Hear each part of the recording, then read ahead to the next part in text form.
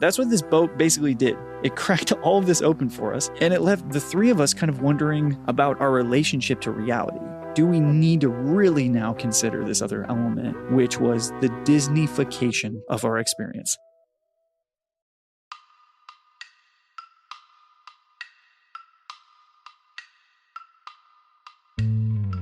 Today, my eternally curious passengers, it's all aboard the famously haunted ship, the Queen Mary, where our paranormal correspondent Jim Perry is back to share with us one of the best untold ghost stories of our time. Not only does it involve the specters of the ship's history, but also a few ghosts that were invented by Walt Disney himself when he took over the ship to make it into a premium haunted attraction. The alleged paranormal phenomena experienced inside the Queen Mary for decades was recently investigated by Jim and his team for his podcast, Euphomet. But what they found was something they never would have expected, creating far more questions than answers, and creating a tale that feels tailor-made for American hysteria. When it comes to the paranormal, what happens when the fake transmutes into the real? Can we create otherworldly beings with just the power of our belief? Of course we can, as this long-hidden, long-forgotten, and long-lasting Disney-fied haunting will show us, while Jim and I discuss what happens when horror entertainment pierces the veil and makes a home in the dark engine rooms of our personal and national consciousness. I'm your host, Chelsey Weber-Smith, and this is American Hysteria. I am so excited, as I always am, to welcome our paranormal correspondent, Jim Perry, back to the show. Hi, Jim. Hello, I live. He lives, just barely. But his spectral form, I can at least see the outline of it. So Yes, yeah. I would hope that one day, based upon the work and the worlds that I navigate, that I come back as a ghost in spectral form. Because if I didn't, what are we doing any of this for? That'd be a ripoff. Yeah. You know? It wouldn't be fair at all. So I hope to be a ghost as well. I really want a grave, but I don't really want to be buried in a coffin. So I'm not sure how to make that happen. Oh, interesting. I think the grave is classic, and I want to have something funny on it. And I want people to visit and maybe do a seance on it. So what am I going to do? Well, listen, I've even recently heard stories of people that are cremated and then are just scattered around a gravestone that is theirs or even someone else's. Oh. Yeah. Well, I'm not sharing. They're expensive, right? So if your grandpa has a really good one. Oh, well, Jim, you are here to tell us a story that you have told me that I was completely stunned by and so excited by. And I was like, you have got to come on the show and tell the American Hysteria audience about what happened to you and what you learned while you were recording an episode for your new season of Euphomet. First, how has your new season been going? How was it making all these new episodes? I mean, it is so good to be back on the road all the time and finding myself in, sort of both spectral and physical danger often. It's really invigorating when you find yourself narrowly escaping, getting hit by a train in a haunted witch tunnel, and just really immersing myself in these sort of very numinous environs. And aside from the thrill of that personally, being reconnected with, experiencers who have found profound significance in these events that they can't explain in their life. And once again, being honored with being able to help them tell their story. And there's a sort of a quality of respect that I always hold with me. Mm-hmm. In addition to, being completely thrilled. And so I guess the best way to phrase it is that I'm just completely activated by what's going on in life right now and completely motivated to help more experiencers share their story. And we're well on the way. Oh, and that's why we have you on the show. That's why you're one of my very best friends, because, you really always explore these stories and these human beings with so much empathy and curiosity and just enough skepticism to make it palatable to people like me who are both believers and skeptics simultaneously. Yeah. But I know that you've also kind of made a new home somewhere in the entertainment world. Do you want to tell us a little bit about that? Yeah, I mean, so I'm down in LA now, and I'm working full time with Spectre Vision, which is I think they were most popular for, being sort of a genre film company, with releases like Mandy was like this huge indie movie awesome that they made that a lot of people love, that I love. I loved it. And, I had made friends with these gentlemen, Daniel Noah and Elijah Wood, years ago. And, over the course of the last few years, we have just found different opportunities to try to work together. And it just so happens that our intention for creating podcasts and me continuing Euphomet and those guys continuing Visitations really kind of dovetailed, right? And we found this great opportunity to just completely team up and collaborate, and me join their fray and launch just a completely new network called Spectre Vision Radio. The idea of which being, presented as a weird community radio station from somewhere in the beyond, right? Like, so Yeah. The combination of arts and esoteric, a lot of documentary work, and also an opportunity to partner and do a bunch of different stuff with our friends. And that's the pursuit we're on right now. And as we talk today, not to completely date this for your listeners, but, in just a couple of days, I'm heading to Germany to, tape episodes of Euphomet and a new series.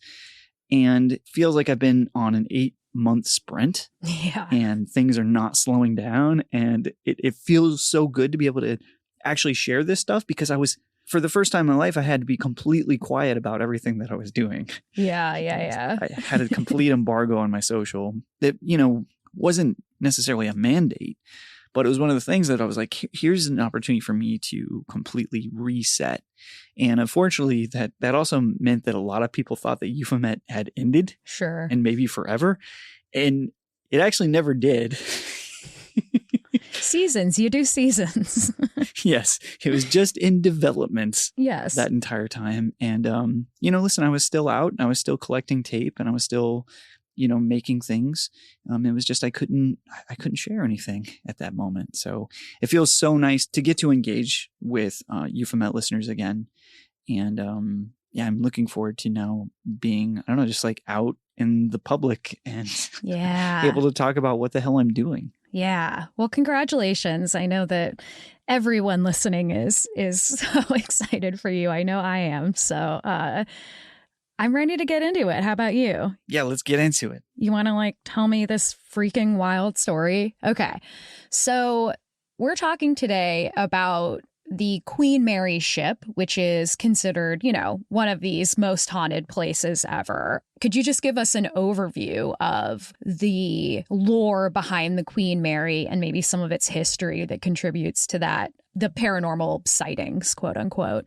Yeah, most definitely. So the Queen Mary was a luxury cruise liner that took people across the Atlantic from New York to London, and was, sort of this very luxurious experience for people for a very long time until World War II hit. And during World War II, this thing was converted into a battleship, essentially. Whoa. During that time, people did perish on the ship, and it did start to have this reputation of those people never leaving. Yeah. And these spirits staying with the ship. Yeah, so after this ship was decommissioned, it was ported permanently in Long Beach and converted into a hotel, essentially. And initially, it was bought by Disney and paired with the Spruce Goose as this kind of attraction for people to go and experience this in a resort type fashion, right? And so I'll start with sort of the experiences that I had when I went there for the first time in 2018. Okay. At that point in time, it was owned by a hotel chain. And I went there with my producer at the time, Tyler Carey, who some people on the show might know and recognize. We went there to interview and do a feature with a magician, illusionist that was on the board doing these really incredible theatrical seances. But during that time, we had also engaged with one of the leading ghost investigators of this ship. And with a small group of people, we went into the bowels of this ship and were essentially in this dark room. And when the people in attendance were asked if anyone knew the nickname of this ship, a voice occurred through my headphones as I was recording with the answer of the Gray Ghost. Wow, freaky. What did the voice sound like? It was like a whisper of like a woman. Whoa. So I have a very good sort of constitution for the geography of the sound that is coming into my headphones, right? From field recording for so long. I know where things are coming from. I know where things are bouncing from. I pay a lot of attention to that kind of thing. Sonics are so important, and their presence and their direction is very helpful in being able to define, where to point your shotgun, right? Yeah. So that's a microphone, by the way, not like an actual shotgun. To be clear. But, maybe in some scenarios that would be good. Hopefully not. So this voice came through and I kind of turned white a little bit and I was looking around and there was nowhere this voice could have came from. And I included that in that edition of Euphomet and just kind of believed, well, yeah, I don't know. Maybe there is something here. That was pretty strange. Yeah. So then I meet Daniel, Noah, and Elijah Wood. And Daniel has this relationship with the ship when they were aboard for a festival, I believe, to promote a film. They encountered all sorts of phantom noises, knocking. Daniel got the shit scared out of him. And, after the events there, reviewed his photography and his cell phone footage and those type of things and found a photograph in this room called the room B340 with what appears to be a phantom hand coming into the side of the portrait. Ooh, cool. And they couldn't find a reason for it. They tried to debunk it as hard as they could. And then they learned that this room B340 is historically the most haunted room on this vessel. So this freaked him out, and it actually helped send him into kind of this place called, Robert Anton Wilson would call it chapel perilous. It's this liminal space where your sense of reality, your grounding is very challenged as you're met with these unexplainable experiences, right? So skeptic turns into someone that is much more questioning and being confronted with these experiences in a way they have to pay attention to, right? And then integrate somehow into their own sense of reality, which is, just as an aside, I was in England with my family recently, and that's where we're from. So we were visiting some family members, and we decided to take one of those kind of cheesy ghost hunt, not just a ghost tour, but a full-blown hunt in a old building in the UK. And it was so funny because we're all ghost people, but we also have a healthy amount of skepticism. And we were watching people do the, you put your fingers on the table kind of classic seance, and the small table is supposed to, potentially move on its own. Our table did not move. A couple had their table going all over the place, and it was pretty wild to watch. But I also could kind of tell that the guy was either faking it or using his like idiomotor thing and moving it. Yeah. And he was like not freaked out at all. Like he's like laughing and like, whoa, look at this, which made me be like, your reality is not being shaken to the degree that it should if you were like having a table moved by a ghost. But I could tell that his girlfriend was like shaken to her core. Like I saw her sitting later and just like staring forward with a 1,000-yard stare. Oh my The guy was nowhere to be. Like he was just like yucking it up with the ghost hunter guys, and she was just, everything was changed for her in a moment. And I think that's what you're talking about. And it was wild to see, and I felt a little bad for her because I was like, he's a fraud. He married a fraud.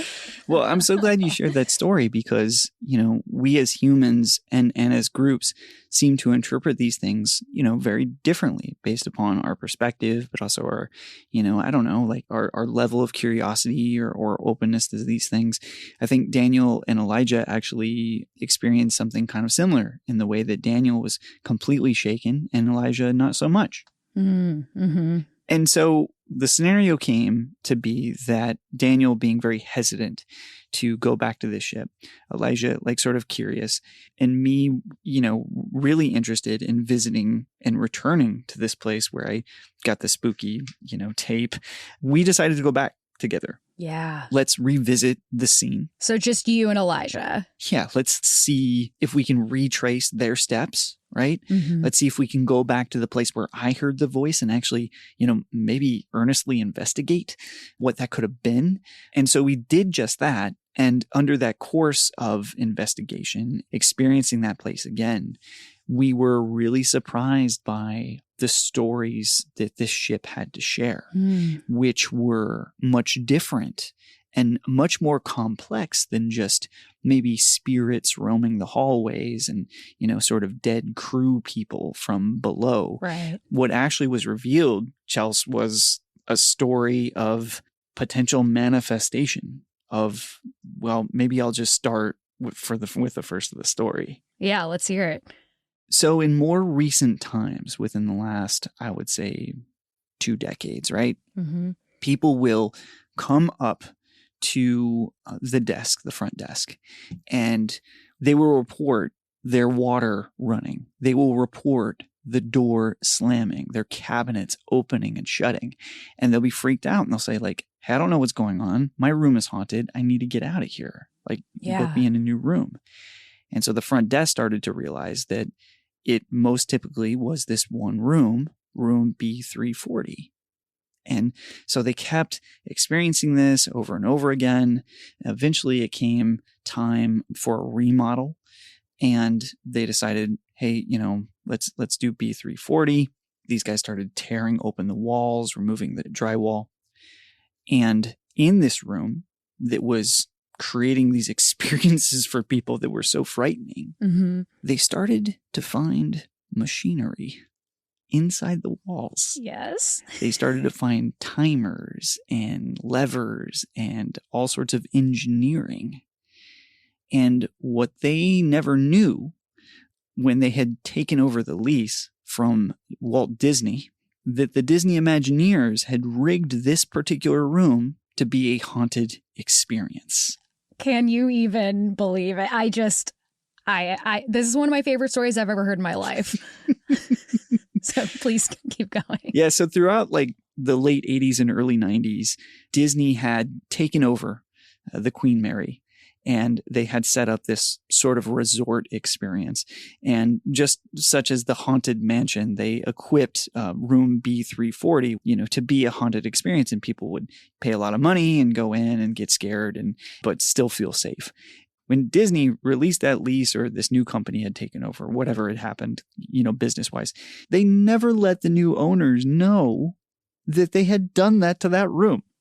So they just continued booking people into this room, not even knowing that this experience was set, and not even knowing it was potentially the reason, you know, why these people were saying, hey, get me the hell out of here. And it worked because they were all, it worked because all of the machinery that would cause like the doors to open or the cabinets to open or there to be like knocking sounds, it was all, like you said, on a timer. So it didn't actually require any maintenance, right? It just kind of continued to work. It just did its thing. So during this process of remodeling, they said, okay, get this shit out of here. They tore it all out, right? Which was a choice. I'm like, keep it in there. But yeah. Yeah, exactly. And they decided like, hey, we can rent out this room again and we can turn a new leaf here. Because at this point, it's just a hotel. Yeah. Yeah. Yeah, exactly. It's a hotel. It's trying to entertain people with like sort of this Gilded Age experience, right? Letting them transport themselves, deep into the passageway of the Pacific. Right. But they've moved away from the paranormal stuff that Disney was trying to do. Right. Yeah. Right. So to their surprise, people started coming up to that front desk. And people started to report their water turning on and the cupboards opening and closing, their doors slamming shut in room B340. Wow. Even though everything was gone. Even though everything was gone. More after this. And now, back to the show. And so once that continued to happen, the hotel had no choice but to just start to lean into that. Yeah. And they used it as a marketing tool. Yet the experiences continued to escalate to the point where you can't rent the room now. And it is just included in a tour because it was too scary for people to stay there, I guess. Wow. And when we found this out during our last stay there, it was such a fascinating thing to consider that we can make our own ghosts potentially, right? Mm-hmm. That essentially the Queen Mary had done that. The inhabitants there seemingly had done that. And these stories, they just took on their own life, influenced initially by Disney Imagineers to create this weird kind of amorphous Disney haunted attraction that turned into a real ghost. Wow.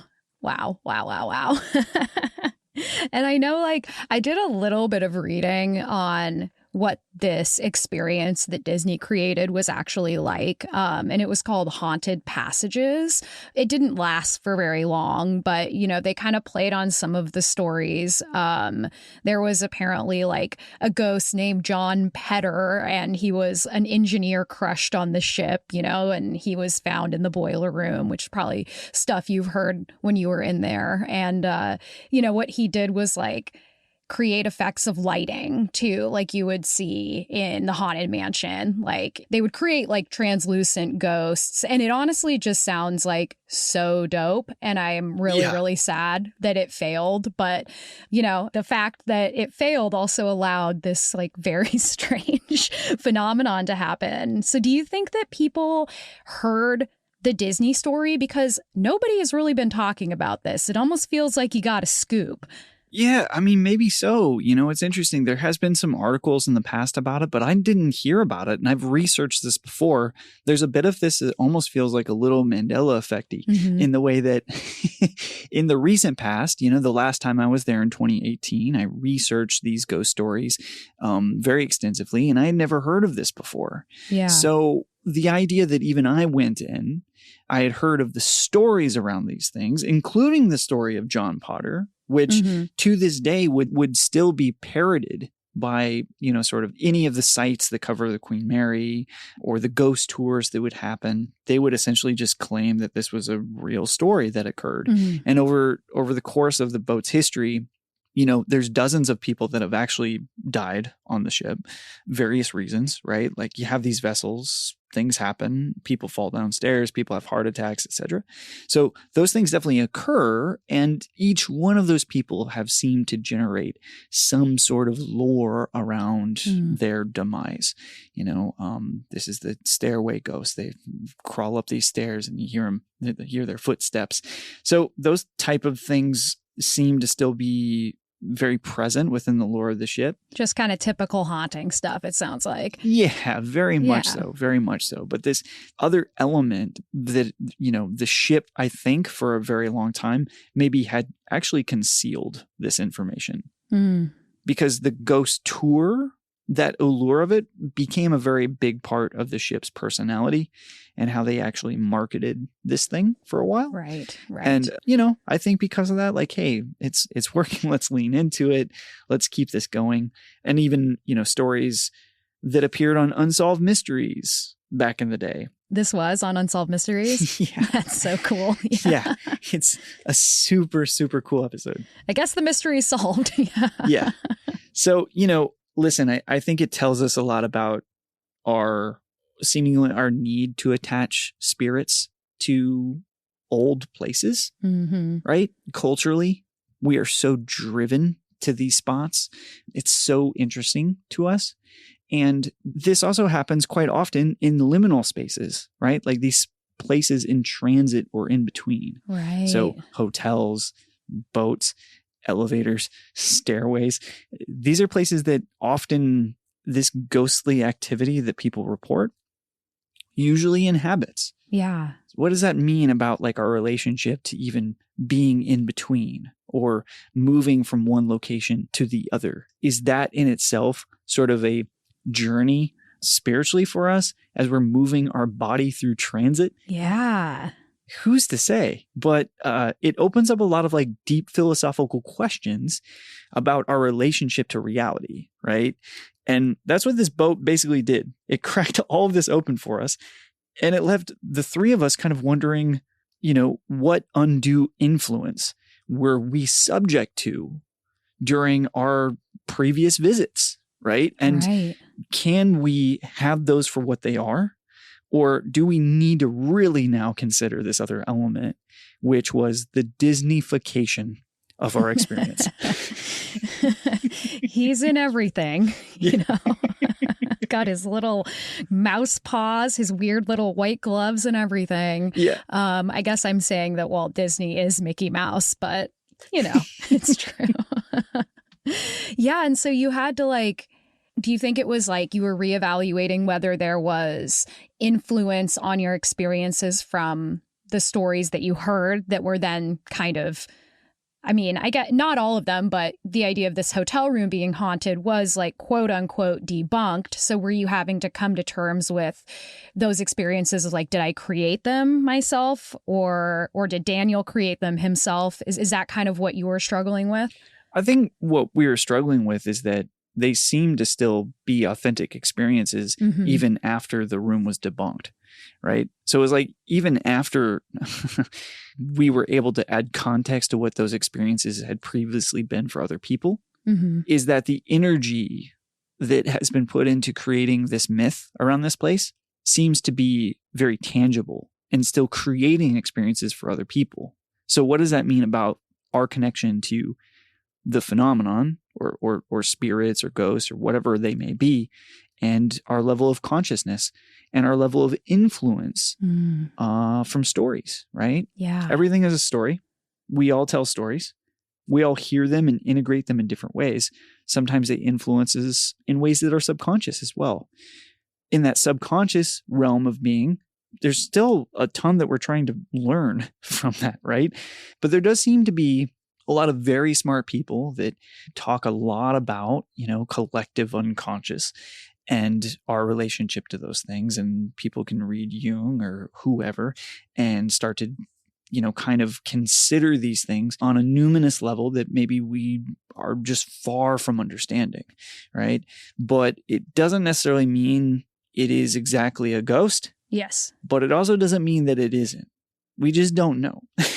And it makes me think of when I was conceiving of the show with you, American Hysteria, when we were working together in that WeWork, I was reading Carl Jung's book about UFOs and kind of the collective consciousness, subconscious in the 40s that may have influenced some of what people were seeing when they were seeing UFOs. And, I'm definitely someone who is like, UFOs are probably real. ghosts, for me, at least in my experience, have followed me since I was a child. And, I think whether I don't care about believing in it or not, that's just not I don't care. I have experiences and find them interesting and want to think about them, just like you and the people that you interview. And I think, why could it not be that we are experiencing phenomena that we otherwise couldn't comprehend? So it has to take the shape of something. There has to be a vessel within you, like some structure of thought or memory or something you've heard, oh, I heard this place is haunted in these ways, so that's the way I'm going to be able to experience it. I think of the first UFO sightings, and one of them was described as moving like a saucer across the water, but it was not in the shape of a saucer. And yet with that story, someone misprinted it or something. I mean, the story, and people said, oh, it was a flying saucer. And then suddenly people were experiencing these UAPs or UFOs as saucer shaped. And I don't think that means that nothing... I don't think that means that people were fully in a hysteria necessarily.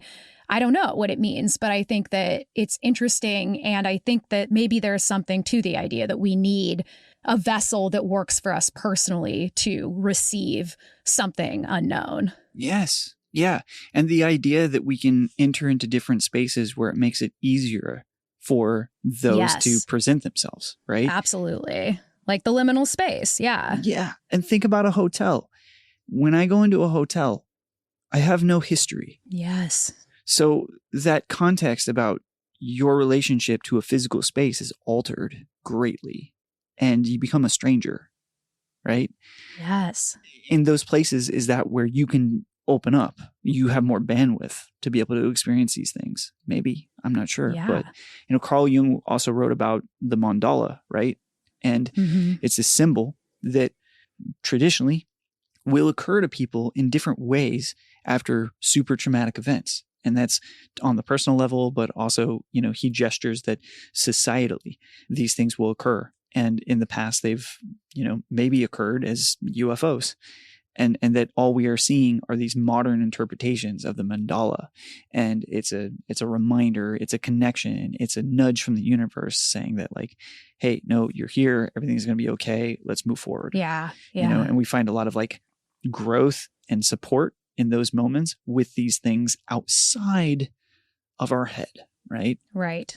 So it's just such a fascinating conversation about our evolving philosophies on these topics, right? And being science-minded people as we are, which I think has been so beneficial to, us living longer and, the development of so much, I don't have to praise the, industrial age or whatever science has brought to us. We understand.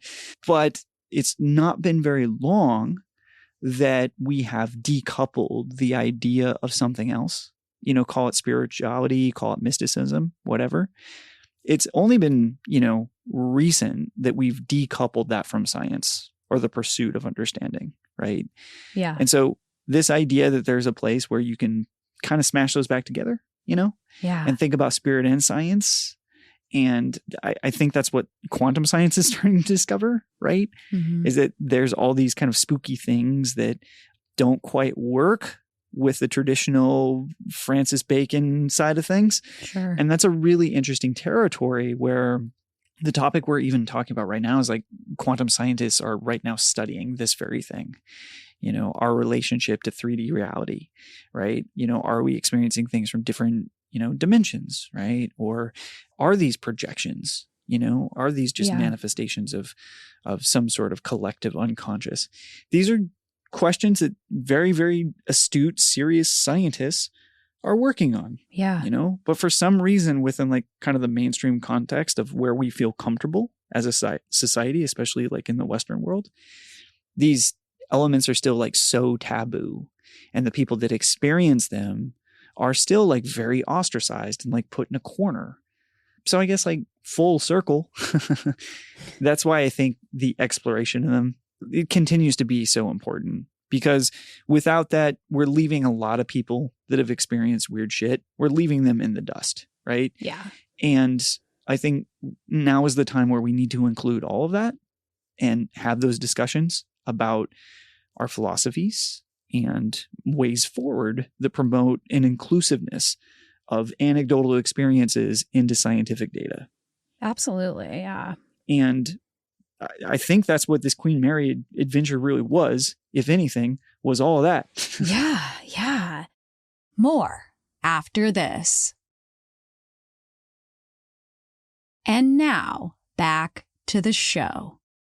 And so people just have continued to have the same experiences that Disney created. I mean, what that makes me think of is the idea that I know we have talked about at least briefly on the show here of like a tulpa. Do you think that the idea of a tulpa does apply here? It certainly seems so. Yeah. You know, there have been different ESP experiments, etc., where people have created this thought form, this idea of a tulpa. But then if you go back into Gnostic texts or, you know, mysticism, these ideas have been present, you know, forever.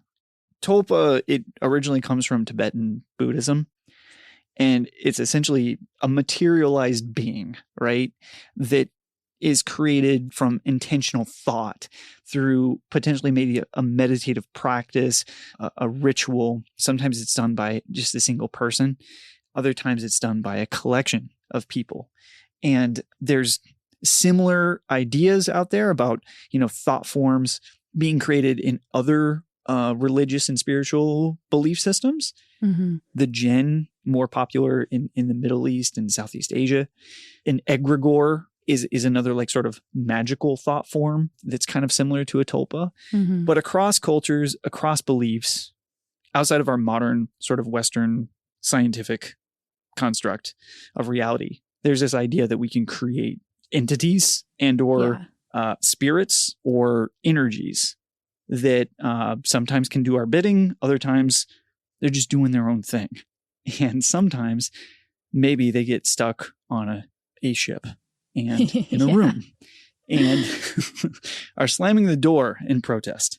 Yeah. And I wonder, like, because a tulpa, it seems like there's an intentionality. Like, I'm going to work either by myself or with another person or multiple people to bring an entity from a thought form into like physical form or a form outside of the self. But in the case of the Disney haunting, it feels almost like an unintentional influence. But I don't say that to say that like nothing happened. But you know, it's like, did Disney create a tulpa that then people started to experience? Were people influenced by the stories that they'd heard before anyone knew that this was like a Disneyfication of this ship?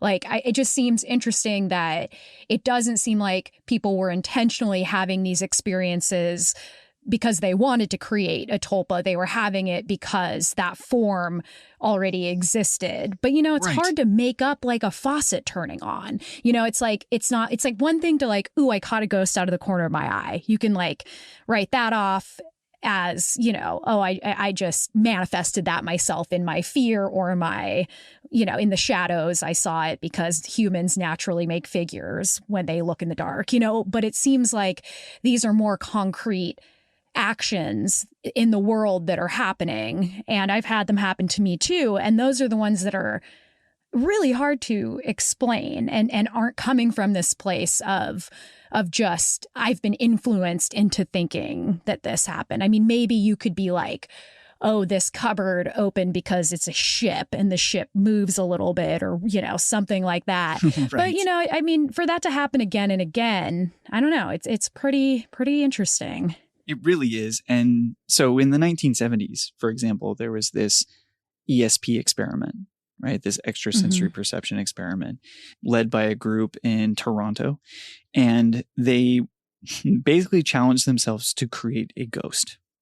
So together, this group invented a character named Philip. And they give him like an entire elaborate backstory, like based off classical ghost interpretations. So 17th century, nobleman, I think there was like a tragic love story. They gave names to his former lover and all these different things. They built just basically a profile of a character of a person. And so this group, I think it was for months and months, they met regularly. And together they visualized Philip and they talked about his life. And over time, like, nothing was happening, right? They just continued concentrating as if building a tulpa, right? And then one night, the table they were actually sitting around, it started shaking. And the table reportedly even lifted off the ground. Classic. And then they heard knocking sounds in response to their questions. And out of nowhere, it seemed like Philip was alive and communicating with them during their sessions. By the way, I think there's audio and video. Actually, I think they filmed these experiments. They were kind of like in a little basement area. And I've seen some of the footage. But when Philip started to answer questions that they were having during these seances now, the answers matched the story the group had created. So he had seemingly a personality and a history. And so when they were documenting it, the table movements, the knocking sounds, skeptics, of course, thought it was all psychological. But the group themselves, they were convinced they had connected with something real. Or, connected with what they had created. So I think, if anything, it feels like that type of experiment, and also the Queen Mary experience, just kind of shows the power of belief and imagination. And, whether Philip was a real ghost or kind of just a figment of that group's mind, that experiment and the Queen Mary is a complete dive into the unknown.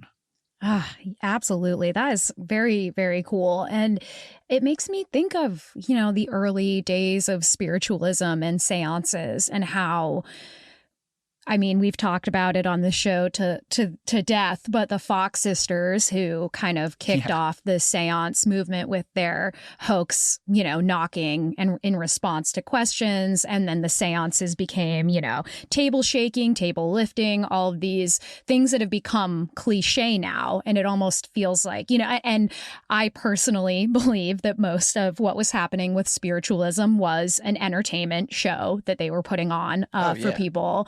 But it kind of, again, the way that Disney on the Queen Mary set up this structure of what was happening and then people experienced the same structure, it feels like in the case of Philip, not only did they create this character and all of his backstory, but they had the backstory of what a haunting in America looks like. And it's just interesting then that that's almost like a thought form that existed and then has come into the world when people, like, for example, that person that I talked about who was having a crisis of reality at my ghost hunt. It's like she experienced the table thing, which came from spiritualism and entertainment, the same way that, Disney made up this haunting. It's really similar to me. Very much so. And it asks us, I guess it begs the question, what responsibility do we have in the stories we tell? Yeah. Right? If they are influencing us to a degree where they're helping shape our perspective in reality, then how do we want to tell them? Yeah. What kind of stories do we want to tell? Are we capable of being responsible for sharing super negative, corrosive ideas? Sure. Like, what does that actually do? And I'm not coming from pull all the video games on Bob Dole or something. I don't know. Is that who did it? Bob Dole. Wow. Welcome to the show. Wow. Dating ourselves. Let's conjure him. Is he dead? I feel like he died. Yeah, probably. I don't know. R.I.P. Yeah. Bob Dole, come through. Now's your chance. Bob Dole. Table tapping right now. And that was a question I posed to Daniel and Elijah.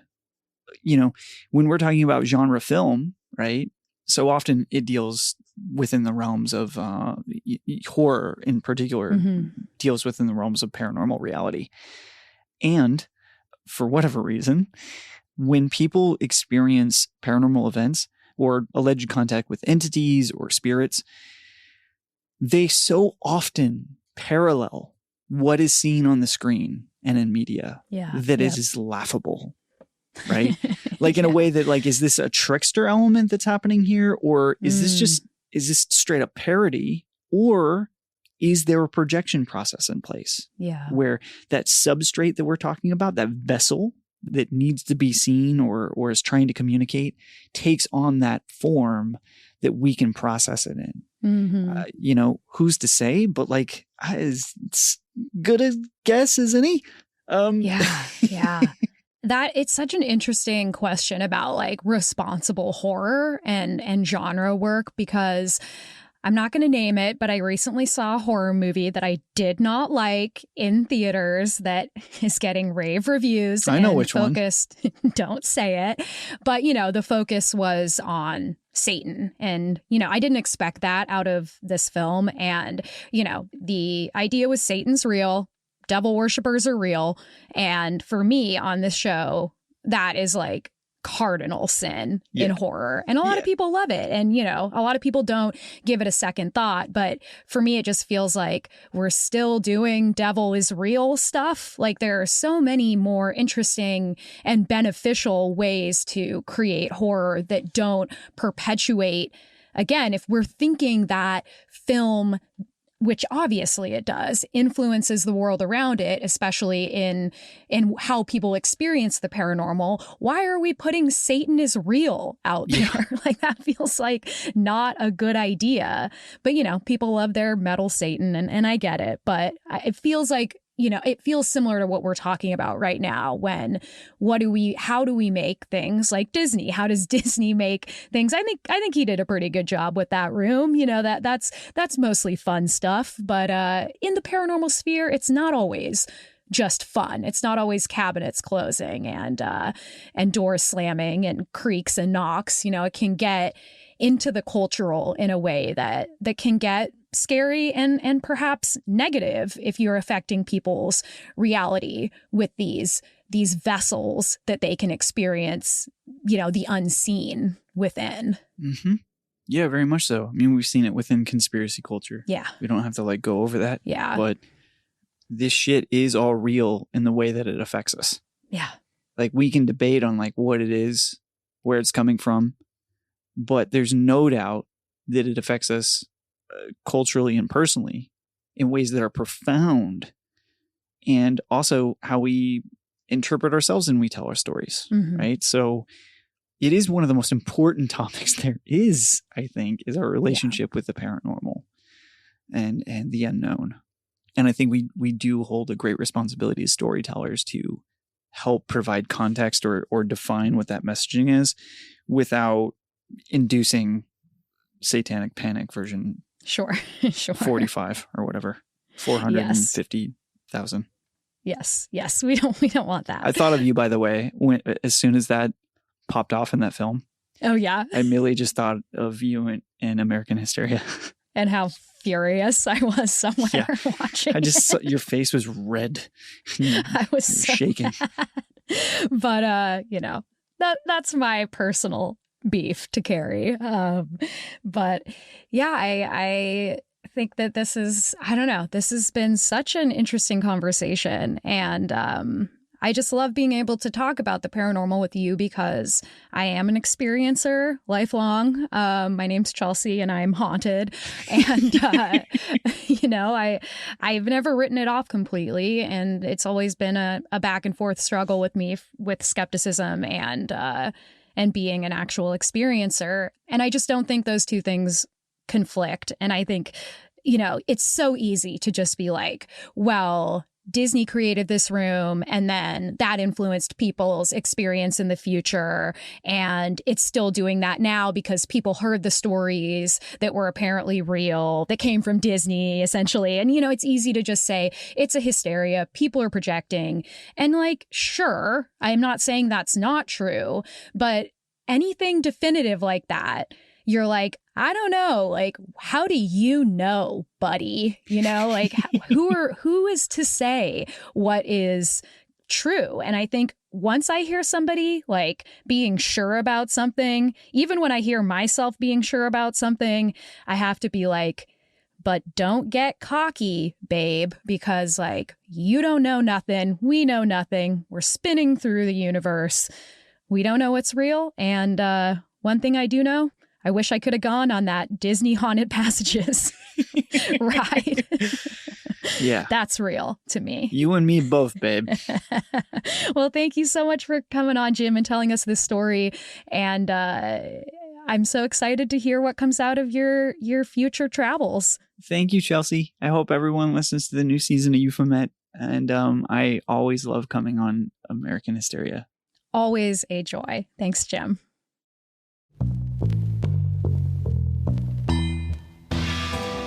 This was American Hysteria. Make sure you subscribe to Jim's show, Euphomet. That's EUPHOMET, wherever you get your podcasts. And head to SpectreVision.com to check out their new slate of shows. You can find the links in our show notes.